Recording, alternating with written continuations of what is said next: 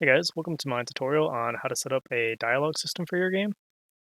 So in this tutorial, we'll be going over the whole thing from start to finish. I just wanted to show you real quick exactly what it's going to look like when it's all done. So you can see here we have these two orange NPC characters, and if you click on one of them, you can see over here on the right, they have a dialogue component.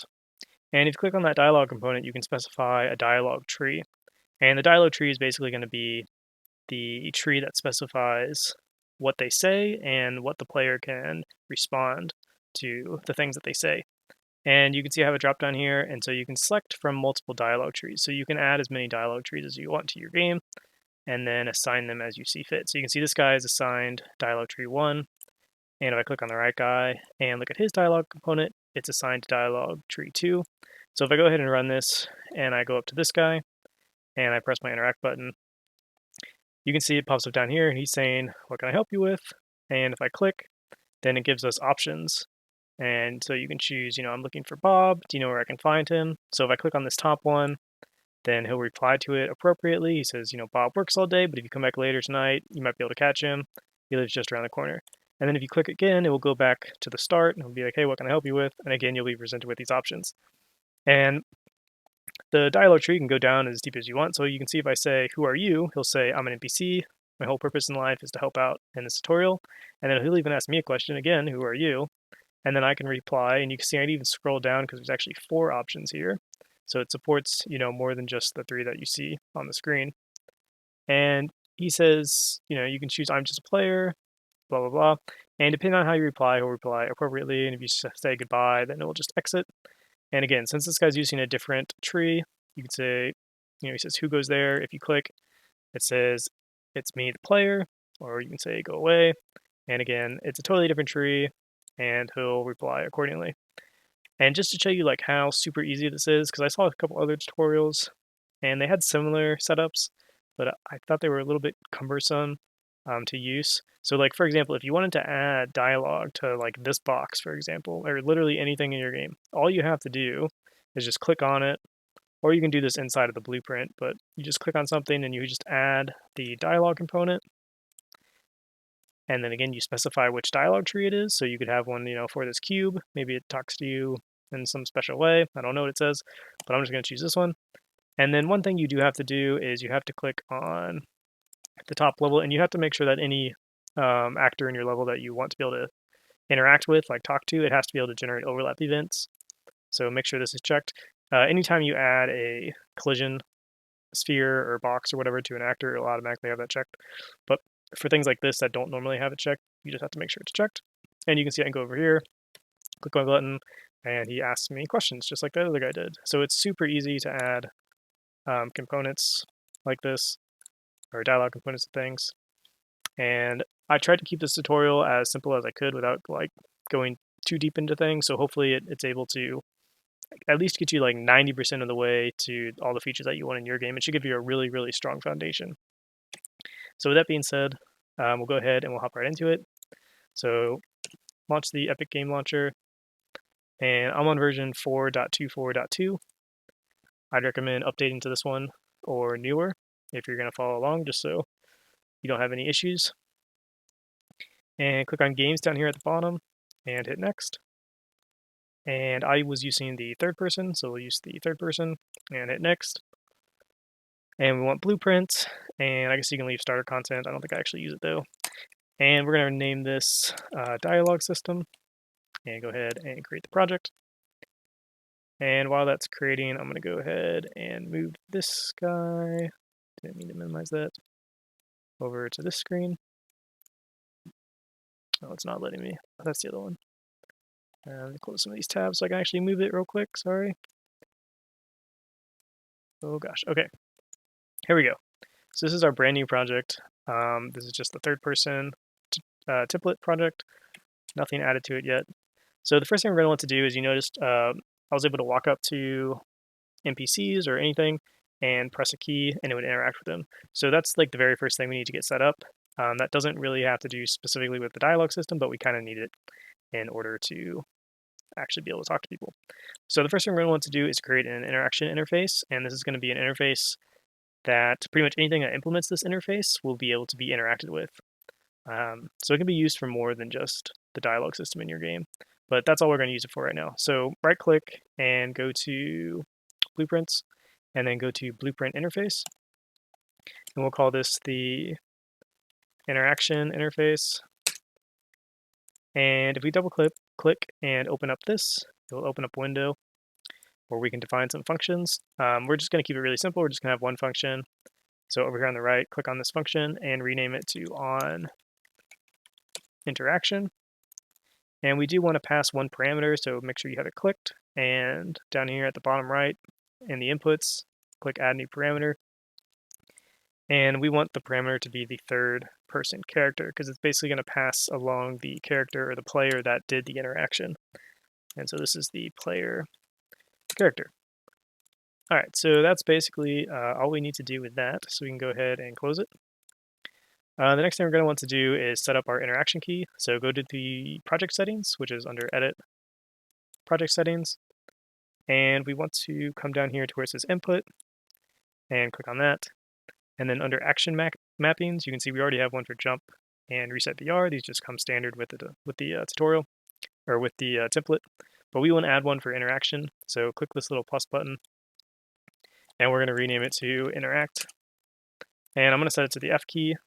You can set it to really any key you want.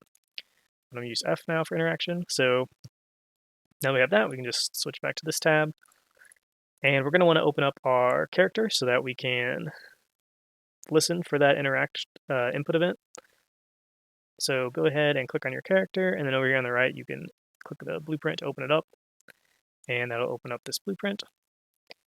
So one thing we want to add is we want to add some little sphere around our player so that we know when he gets close to an interactable object. Because, for example, if I walked up to this box, we want to know when he gets close to it. So if we had a little sphere around our character, it would let us know whenever we get close to objects. And we're basically going to say, whenever we overlap with something, check if it's interactable. And if it's interactable, then it will allow us to interact with it whenever we press the F key. So basically, we're going to go back to the viewport here. We're going to add a component. We want to add a sphere collision component. And as you can see, it's a little bit too small right now because it's not really going to hit anything. So you want to make it a little bit bigger. So with it selected, just come over here and under sphere radius, we want to change this to 150, something like that. So now you can see it's a little bit bigger. So anything that gets inside of the sphere we'll be able to interact with. And again, this isn't like strictly part of the dialogue system. If you have another way in your game that's already set up to handle interactions, feel free to use it. But like I said, I just need to have something in here to make it so we can actually interact with things. All right, so once we have that, we can back in our third-person character, we can go to the event graph, and then we want to make some events from this sphere.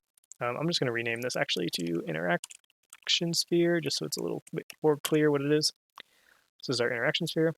And if we right-click on this and say add event, we want the add component begin overlap and add component or on component end overlap. So get that one and get that one. All right, so inside of here, we're not going to do too much. We basically just want to keep track of all of the interactable objects that we're currently overlapping with. So to do that, we can drag off of this other actor pin, because this is the actor that we overlap with. So in our case, it will be like our NPC, that orange guy. And we want to cast this to a interaction interface. And what that will do is it will basically tell us if the actor implements that interface or not. So cast to interact, and you're probably going to have to uncheck this checkbox to find it. Cast to interaction interface, there it is. And if it succeeds, then that means it is, or it does implement the interaction interface. And if it fails, that means it does not. So we want to take this and we want to save this value. So we're going to right click and promote to variable, and you can see it comes over here on the left. And we actually want to keep track of all of these. So we're going to make this an array, and we're going to call it interactables in range. So this is going to be all of the interactables that are in our range. And again, we want to make it an array. So click up here on the right and select this little grid looking one to make it an array. And yeah, say change variable type. And we're going to have to edit this a little bit. Just go ahead and delete that actually, and then drag it in again. And then we'll just say add unique, just to make sure we don't add the same one twice. And then we can hook that up. like so. So now we're just adding the interactable object, which again is going to be our NPC, into our array of the interactable objects that are in range whenever we overlap with it. And one thing we're going to also want to do is we also want to make sure, or we also want to check this actor's components to check if any of the components implement the interactable interface. Because the way we're going to actually implement this is that we're going to create a component, like you saw at the beginning, a component for the dialog system. And that dialog system, or that dialog system, that's a component, is going to be implementing the interactable interface. So if we just check if the actor implements it, it's not going to work. We want to check if any of its components implement it as well. But I'm going to leave this here because just in case you want to use it for other things in your game and you want actors themselves to implement the interactable interface, like maybe to pick up an item or something, it's a good thing to have. So in our case, this is going to fail, and that's totally fine. So if it fails, we want to check the components, like I said. So we're going to drag off of this again, and we're going to say get components by interface. And again, this is just going to allow us to get all the components that implement whatever interface we specify here. And of course, we want the interaction interface, so we'll go ahead and select that. And then we're just going to do a for loop over all of these. So say for each loop. And again, this is if it fails, so we'll drag that down there. And we want to cast it to our interaction interface again. And again, make sure you don't have this selected or else this will not show up. So cast to interaction interface. And we can actually make this pure. So if you right click on the bottom right on this little yellow circle, we can convert it to a pure cast, which gets rid of the execution lines because we don't need them because, well, we know it's going to succeed. And we can, again, copy this guy and say add unique and hook that up like so, and hook that up like so. All right, so now we basically just want to do the exact same thing for the end overlap, except we want to remove. So I'm just going to go ahead and copy all this because it's going to be pretty much the same, and hook that up to there, hook up our other actor to right there, and this goes down here. All right, so again, instead of add unique, we want to remove, so delete that, and just say remove. I'm going to click this checkbox again so it gets a little bit more helpful information, and we want remove item. Hook that up, hook that up. Just going to copy this remove, hook it up there, and hook it up there. All right, so that should be pretty good. And the last thing we need to do is we want to check if our interaction key is pressed. And if it is pressed, we want to check if there's currently any interactable actors or components inside of our array right here. And if they are, then we're going to interact with them. So we can right click and say input interact. So this is going to get called whenever our F key gets pressed. And we basically want to say, we want to drag in our interactables in range, get that. And we want to check if the length of this is greater than 0. So we'll say int greater than 0.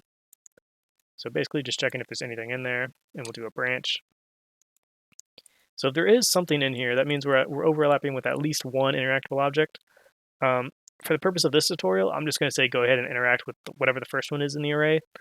You might want to do something in your game if you're going to go ahead and use this method of checking which one's closest to the player, or maybe which one you're looking at, or maybe the last one that you overlapped with. But that's not the point of this tutorial at all, so I'm not going to go into like that and spend a lot of time on that. I really want to get down to the dialog system as quickly as possible.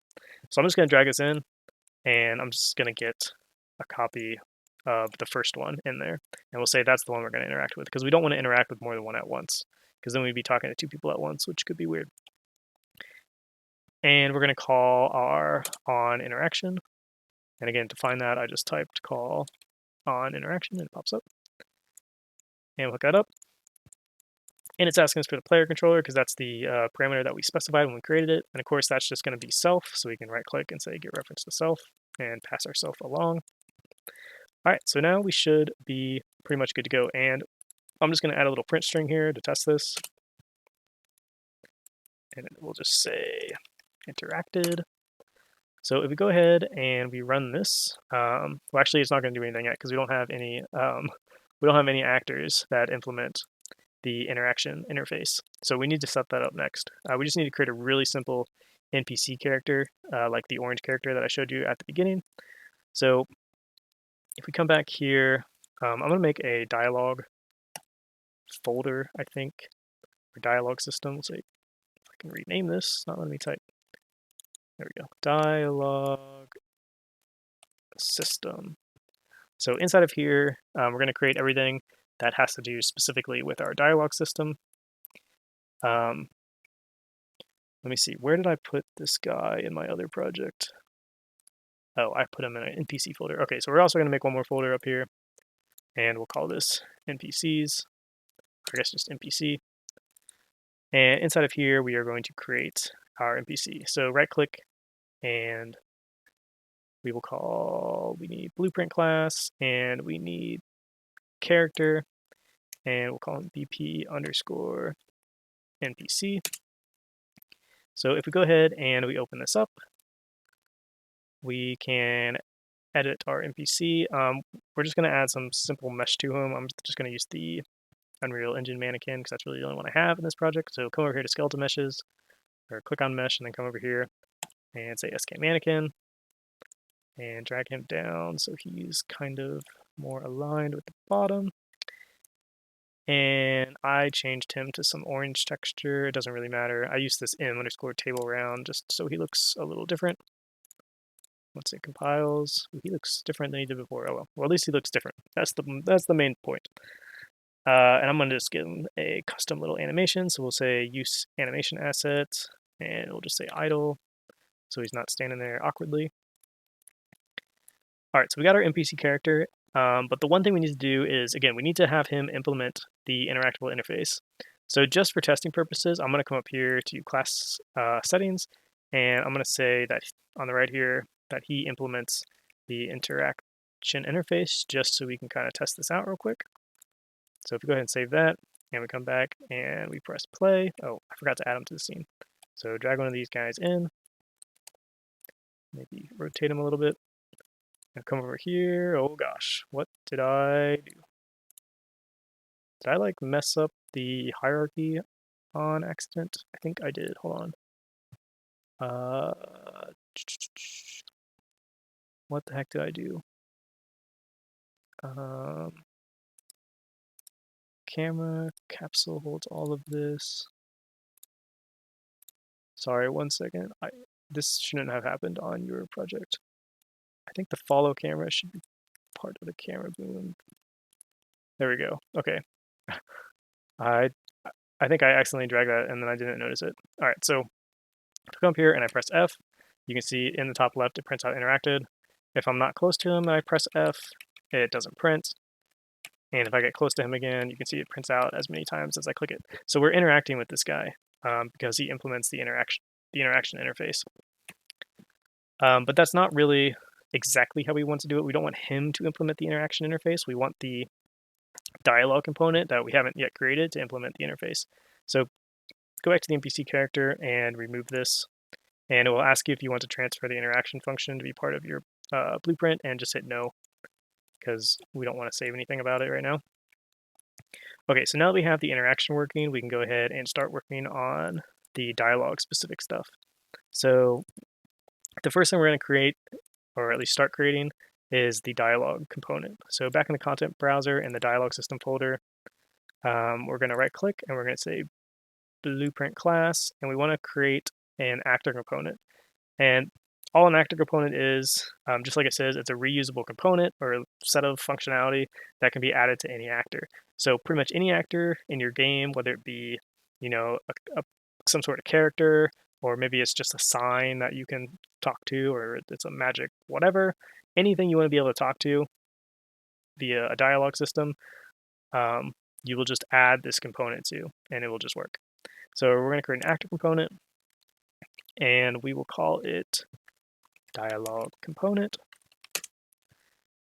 And if we go ahead and double click on this to open it up, we can start editing it. All right, so the first thing we want to do in here, inside the begin play, is create an AI controller. And the reason we need an AI controller is because in order to run a behavior tree, which is what controls how our dialogue flows, you need to have an AI controller. So we're going to right click here and say spawn actor from class. And we want to spawn an AI controller, but we want to spawn a specific type of one. So we're going to need to create one first. So back in the content browser, right here next to the dialog component, just go ahead and right click. And we want a blueprint class again. And you're not going to find it in this list. You're going to have to click this drop down and search for AI controller. And select AI controller, hit select, and we will call this dialog AI controller. And I believe you don't actually need to do anything in here. We just need it to exist. So yeah, don't even worry about opening that up. We can come back to where we were before. And inside of here, we can select our dialog AI controller and hook that up. And the spawn transform, it doesn't really matter where this is. So we can just put it at the origin because it doesn't actually have any, you're not actually going to see it. There's no collision involved with it. It's just, it doesn't matter. So you can just spawn it at the origin. It just needs to exist in the world, basically. And we want to save this, so right click on the return value and go ahead and promote to variable. And we're going to call this the AI controller. And the next thing we want to do is, like I said, we want to implement the interaction interface so that this component can get interacted with. So up here at the top, go to class settings, and just like we did for the NPC character, click add and search for the interaction interface and go ahead and add it. And you can see over here on the left, it's kind of like prompting us to implement this on interaction function. So we can right click on that now and say implement function. And you can see down here at the bottom, it creates this event on interaction. And we don't actually need this event tick, so I'm just going to go ahead and delete it. All right, so off of here is where we're going to get into the real meat of things. So I'm going to end this part of the tutorial and pick it up in part 2.